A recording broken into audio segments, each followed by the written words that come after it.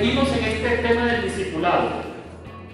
Y en esta mañana quiero que reflexionemos sobre las dos metas, o las dos grandes metas del discipulado. Hoy voy a compartir una de esas metas. Y el próximo domingo, cerrando el mes, voy a compartir sobre esa segunda meta. Y a veces me preguntaba por qué los niños lloran cuando nacen. Y no necesariamente tiene que ver con la cara del médico.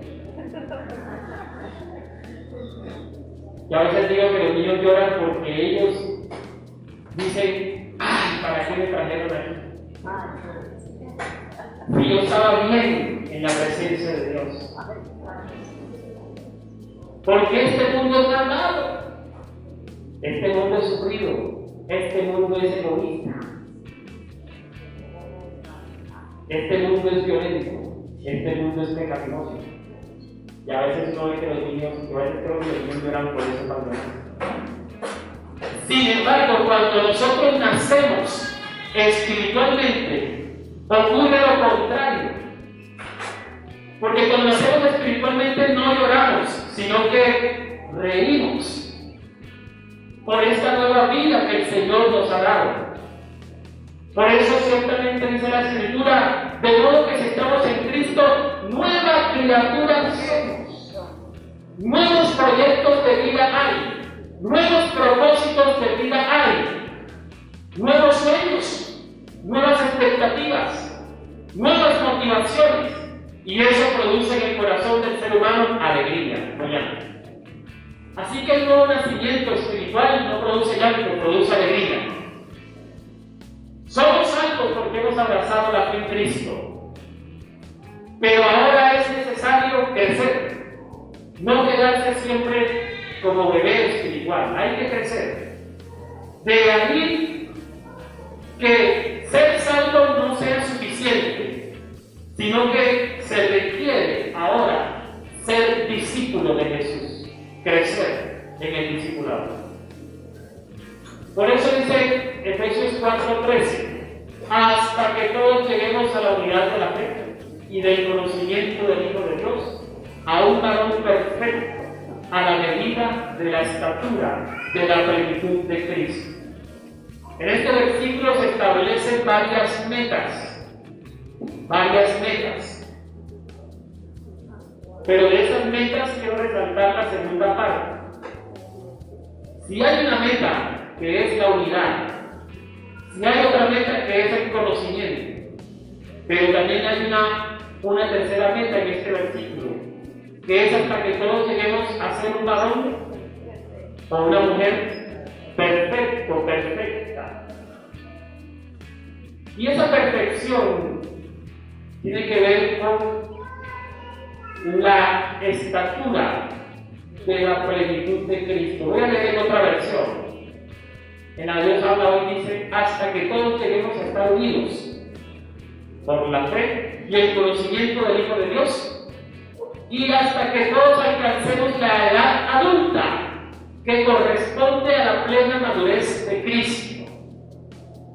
Entonces, cuando aceptamos a Cristo, ciertamente nacemos de nuevo, pero apenas la nueva vida comienza, apenas.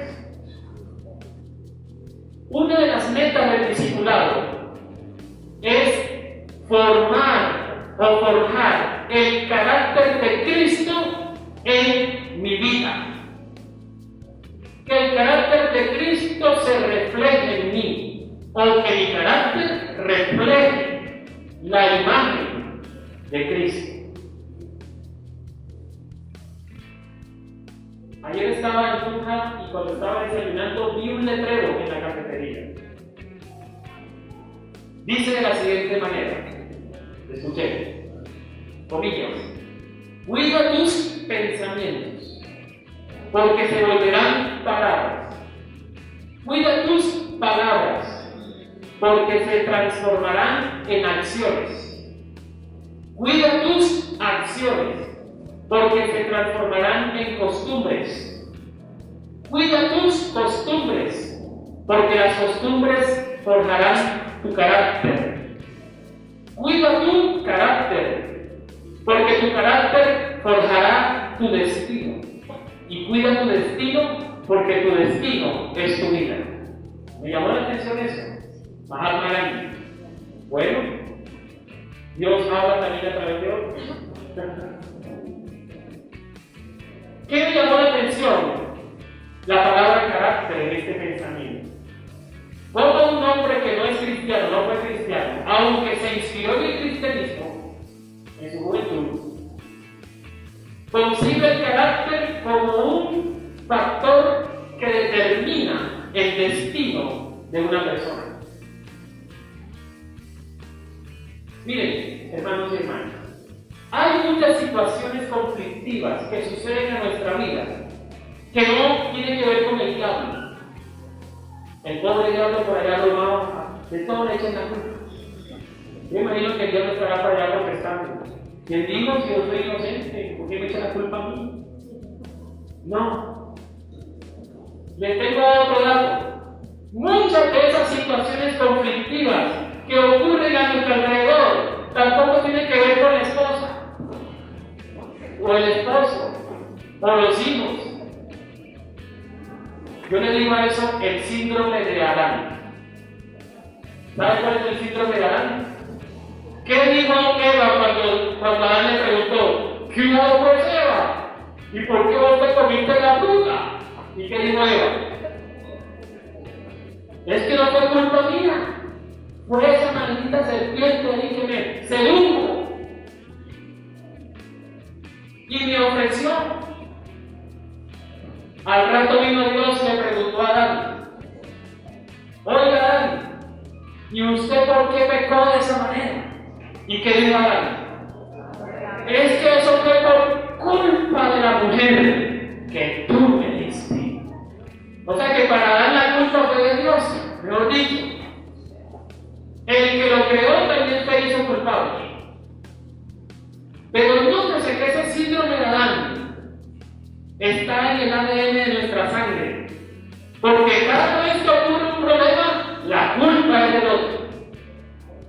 ¿Qué quiero decir con esto? Miren, hermanos y hermanas, muchas situaciones conflictivas que ocurren en nuestro contexto, en nuestro hogar, en nuestra vida, en nuestro trabajo, e inclusive en la iglesia, no es culpa del diablo ni culpa de Dios, es responsabilidad de nuestro carácter. ¿Qué significa carácter? La palabra carácter significa marca, grabado o huella.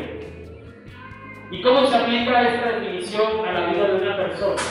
Carácter en el sentido moral, entonces, se trata de los rasgos distintivos o las cualidades distintivas que tiene una persona en su comportamiento.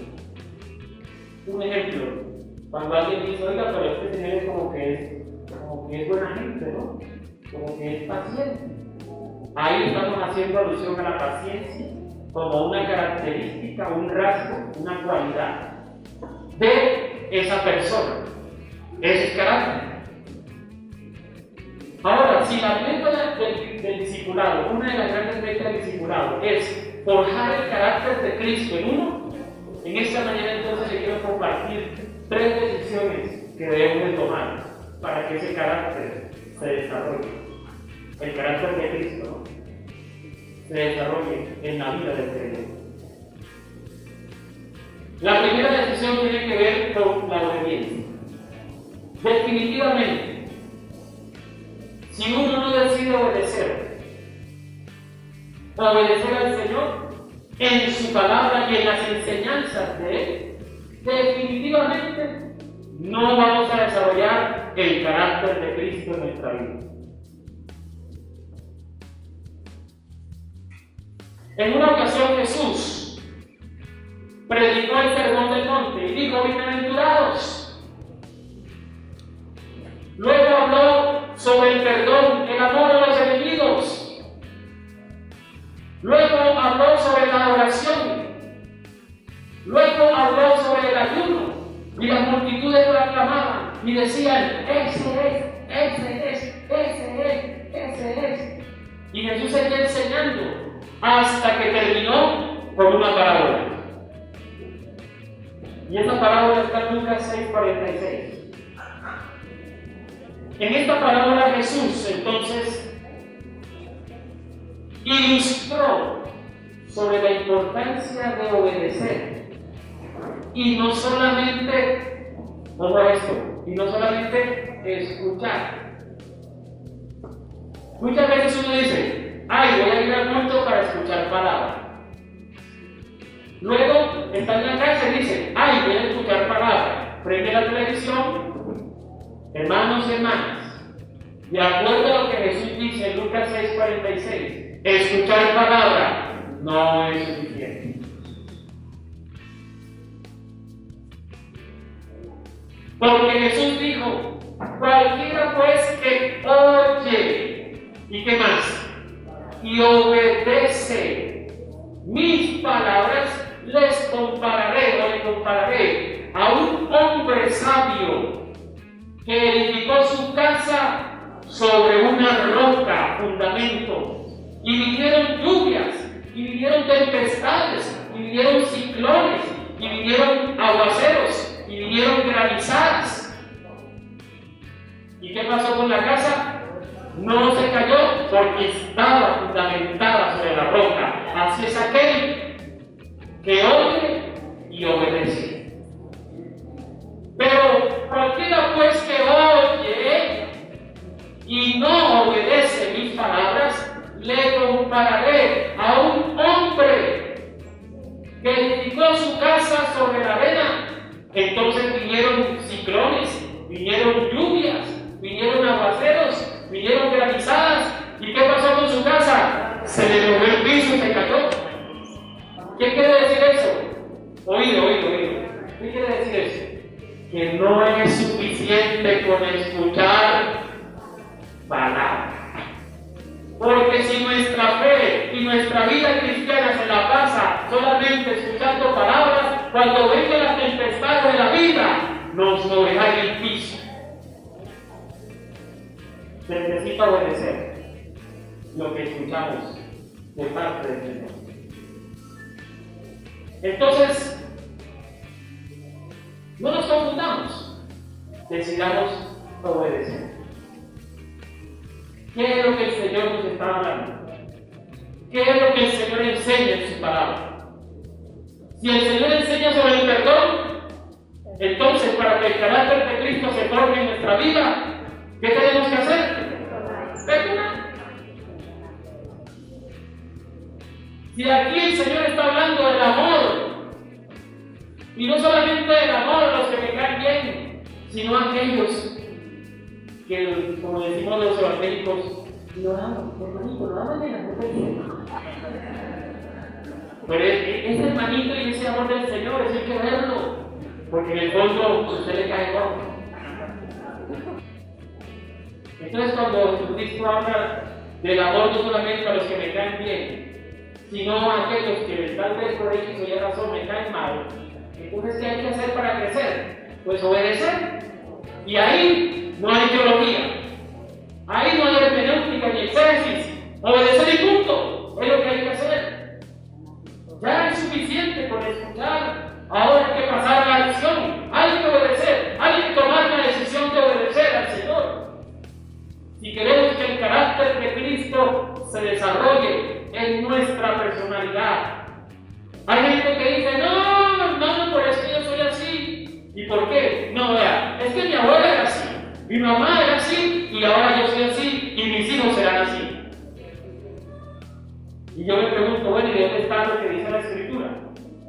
Que si estamos en Cristo, ya no seremos así. Por eso Jesús dijo en Lucas 6:46, ¿por qué me llaman Señor? Déjense de cuento. Si ustedes no me obedecen, no me digan Señor. Pero si ustedes me obedecen, entonces yo soy su Señor. Se trata entonces de obediencia. Primera decisión, ¿cuál es? Obediencia. Cuando enfrentes una situación, pregúntate, ¿qué haría Jesús en mi lugar? Así puedes discernir cuál es la obediencia que Jesucristo demanda de nosotros en cualquier situación. ¿Qué haría Jesús en mi lugar? Entonces, Cuando uno se pregunta qué haría Jesús, eso nos ayuda a nosotros a discernir cuál es la obediencia que se requiere para que el carácter de Cristo se desarrolle en uno. Segunda decisión, porque el reloj va rápido. La segunda decisión es muy parecida a la anterior, me parece, y lo voy a citar textualmente: morir a sí mismo. Y esto no tiene que ver con ponerse unas bombas aquí e ir a un lugar y explotar el nombre de Dios. Estoy muriendo a sí mismo. No tiene que ver con eso. Morir a sí mismo no tiene que ver con lo que en Semana Santa algunos hacen de latigarse, inclusive de volverse a crucificar como Jesucristo. El morir a sí mismo, ya lo hemos explicado, primera predicación de este mes. Primera predicación de este mes. Cualquiera que quiera ser mi discípulo, niéguese a sí mismo, tome su cruz y sígame. Morir a sí mismo entonces tiene que ver, por ejemplo, con morir a nuestras propias justificaciones, con morir a nuestros propios argumentos. Muchas veces nosotros construimos argumentos, muchas veces nosotros construimos justificaciones para no cambiar. Muchas veces construimos argumentos para no permitir que el carácter de Cristo nos confronte. Entonces construimos discursos. ¿Qué significa morir a sí mismo? Morir a esas justificaciones. Podríamos decir en esta mañana: basta ya de tanta justificación. Basta ya. ¿Qué significa morir a sí mismo? También significa morir a nuestros propios deseos. Y los deseos no necesariamente son aquellos que tienen que ver con la sexualidad, porque cada vez que uno dice deseo, ya uno piensa ya en fornicación, adulterio, ya. No, los deseos de la carne, como dijo el apóstol Pablo, tienen que ver con otras cosas también. Los deseos de la carne tienen que ver con la ira. Miren, les doy un dato. Esta sociedad del siglo XXI, ¿sabe qué nos enseña? Que el ser humano podrá ser feliz cuando actúe conforme a sus deseos. Y a eso le llaman libertad. Entonces el discurso es lo siguiente: es que tú eres digno, es que tú tienes derechos, es que tú tienes derecho a decidir, es que tú eres libre, así que tú puedes hacer lo que tú quieras, y en la medida en que tú hagas lo que tú quieras, tú serás feliz. Pero la palabra nos dice otra cosa. Porque la palabra nos está diciendo no es actuar conforme a los deseos, es morir a los deseos. Jesucristo también luchó con los deseos. Recordemos, cuando Jesús estuvo en el desierto, ¿cuál fue la primera tentación? ¿Ah? ¿Qué le dijo Satanás a Jesús? La primera frase, ¿qué le dijo? A ver, recordemos. Si tú eres el Hijo de Dios, ¿es la verdad o no? Satanás tenía la verdad. Le dijo: si tú eres el Hijo de Dios, haz que estas piedras se conviertan en un pan de queso desencalentadito. Pregunta: ¿Jesús tenía el poder para convertir esas piedras en pan? Entonces el diablo tenía razón. ¿Jesús era el Hijo de Dios? Entonces el diablo tenía razón. ¿Se da cuenta cómo el diablo manipula la verdad? Pero la motivación por la cual Satanás le hace esta oferta a Jesús no era la correcta. Ahora, ¿Jesús tenía hambre? Claro que tenía hambre. ¿Y cuántas veces usted y yo tenemos hambre? Jesús también tenía hambre, tenía el deseo de comer. Y Satanás le tentó con ese deseo. Pero la tentación de Jesús solamente fue en el desierto. O durante todo su ministerio que estuvieron diciendo a Jesús, si eres. ¿Qué le dijeron a Jesús en la cruz? Si eres el Hijo de Dios, entonces bájate de esa cruz, sálvate a ti mismo. Y luego a nosotros, obviamente. Dicho de otra manera, Jesús, tú no tienes que sufrir. Si tú eres el Rey de Reyes, Señor de Señores, no tienes por qué agonizar en una cruz. Tú tienes el poder para bajarte de esa cruz. Jesús, tú eres el Hijo de Dios. Miren las tentaciones del deseo, que no solamente son sexuales, hay otros tipos de deseos con los cuales somos tentados. Pero si no decidimos morir a nuestros propios deseos, no habrá discipulado, no habrá carácter de Cristo en la vida del creyente. Pero en la Biblia, el profeta Juan dijo, es necesario que yo mengue para que él crezca. O sea que desde la perspectiva bíblica, no se trata de vivir conforme a los deseos para poder ser, sino que se trata de morir a los deseos para ser como Jesús. Vamos a la tercera decisión, mis hermanos. Repasemos. Primera decisión. Tenemos que definitivamente obedecer. No solamente escuchar, obedecer. Segunda decisión, tenemos que morir. Hay que morir. Se me olvidaba antes de avanzar otra cosa. Hablando sobre la cruz de Cristo. Jesucristo murió, pero Él se quedó en la cruz. ¿Qué pasó con Él? Es decir, fue glorificado por el Padre. ¿Cuántos quieren la gloria de Dios?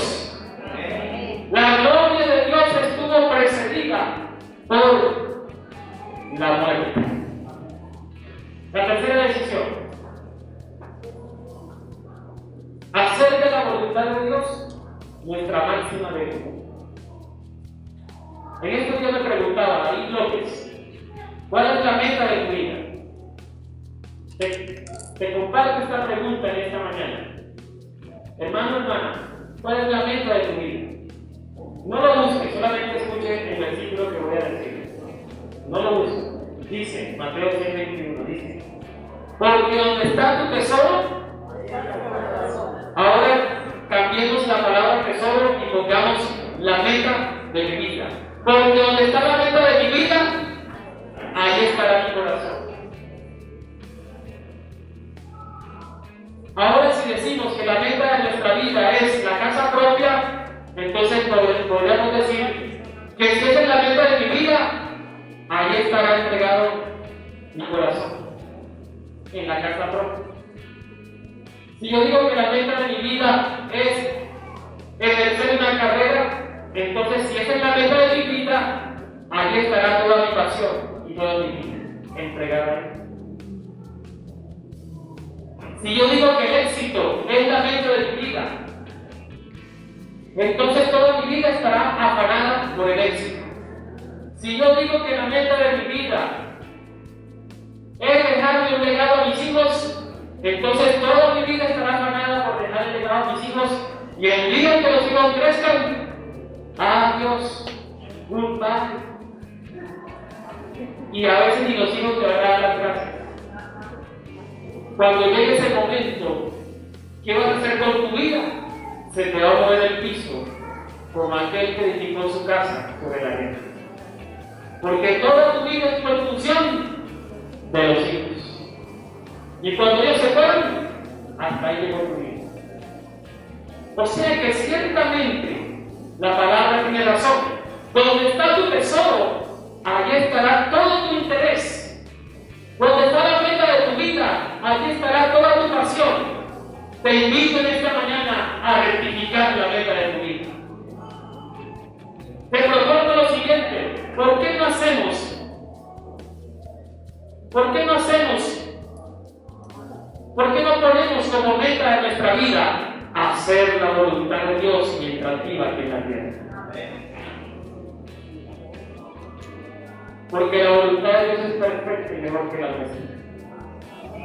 ¿Sabe qué dijo Jesucristo? Jesucristo dijo en Juan 4:34: mi alimento es hacer la voluntad del que me ha enviado. Dios demanda a cada uno cosas diferentes. Dios pide a cada uno cosas diferentes. Esa es la voluntad de Dios. ¿Por qué no la haces la máxima de tu vida? ¿Sabes por qué la voluntad de Dios debe ser la meta de la vida? ¿Quién nos creó? ¿Quién nos creó? No la incubadora, nos creó Dios. ¿Quién nos dio la vida? ¿Acaso el Creador no sabe para qué vivimos? Él sabe para qué vivimos. Entonces, ¿por qué no entregarle su voluntad? Cualquiera que sea. Y hacer la voluntad de Dios nuestra máxima de vida, nuestra meta de vida. Te digo algo: si tú pones la casa propia como meta de tu vida, el día que tengas la casa propia, ¿serás feliz? Y ahora concluye a pagar el predial.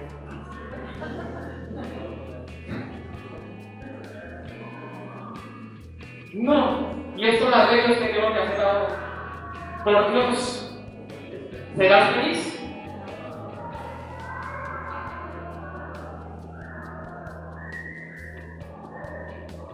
Si es el legado de los hijos, la meta de tu vida, el día que tus hijos crezcan y se vayan, ¿serás feliz? Si es el éxito, el ganar lo que se propone, el día que lo obtengas, ¿serás feliz? El día que lo obtengas, ¿sabes qué? Vas a ser la persona más aburrida porque dirás: ¿y ahora por qué sigo luchando? Ya lo tengo, ¿y ahora qué sigue? Porque así somos los seres humanos, insatisfechos, mientras no encontremos la plenitud en aquel que nos creó. Entonces, nótese cómo nosotros, sin ser conscientes, hemos puesto como tesoro, como dijo Eclesiastés, como dice Eclesiastés, cosas vanas. Vanidad de vanidad. Para concluir entonces, mis hermanos, el desarrollo del carácter de Cristo es mejor que el desarrollo de las habilidades y talentos. Pero en el Señor es mejor el carácter que el talento. Por eso Dios no llamó a gente talentosa. ¿Quién era Moisés? ¿Quién era David? ¿Quién era Samuel? ¿Y quiénes fueron los discípulos de Jesús? ¿Eran talentosos? No necesariamente. Pero fueron personas que cuando obedecieron, que cuando murieron a sí mismos, que cuando hicieron de la voluntad de Dios la máxima de su vida, entonces fueron personas con carácter, fueron personas maduras, fueron personas que engrandecieron el nombre de Dios aquí en la tierra. No se trata de talento, se trata de carácter. Se trata de que el carácter de Cristo crezca en nuestra vida. En ese sentido, entonces, engrandeceremos el nombre de nuestro Dios aquí en la tierra. ¿Cuántos dicen amén? Pongámonos en pie por esta